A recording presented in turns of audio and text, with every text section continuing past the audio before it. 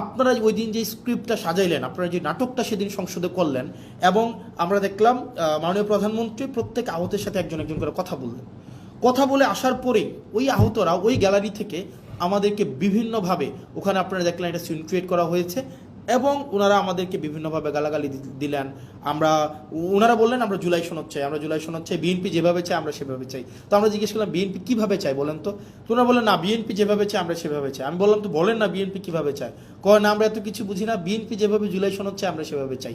এর মাঝখানে 3-4 জন আছে আমাদের কাছে এসে বললো যে ভাই, আমরা খুবই দুঃখিত, আমরা আপনাদের সাথে এইভাবে আচরণ করার কারণে, কিন্তু আমাদেরকে এইভাবেই বলা হয়েছে, আমাদেরকে বলা হয়েছে আমরা যেন আপনাদের বিরুদ্ধে স্লোগান দেই, আমরা যেন আপনাদেরকে হচ্ছে ওখানে অপমান করি, আমরা যেন আপনাদের বিরুদ্ধে এই ধরনের কথাগুলো বলি।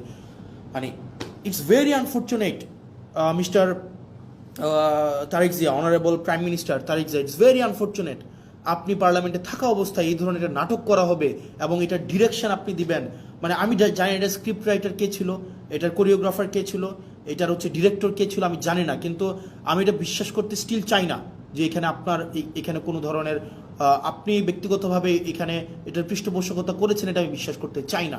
কিন্তু এটা যদি হয়ে থাকে এটা ভেরি আনফর্চুনেট, এটা আপনার জন্য একটা ডিসক্রেডিট। কারণ আপনি এই ধরনের একটা মানে সংসদে যারা মানে বিএনপি পন্থী জুলাই, জামাতপন্থী জুলাই যুদ্ধে এইভাবে ক্লাসিফিকেশন করবেন এবং তাদেরকে দিয়ে প্রেস কনফারেন্স করিয়ে আমাদের বিরুদ্ধে কথা বলাবেন, এবং তারা পরবর্তীতে এসে তারা বুঝবে, তারা স্বীকার করবে যে তাদেরকে ব্যবহার করা হয়েছিল, এর থেকে দুঃখজনক mister Tarique Zia, honourable prime minister, কিছু হইতে পারে না। এবং এটা আপনার জন্য খুবই ডিসগ্রেস, আপনার জন্য ডিসগ্রেস।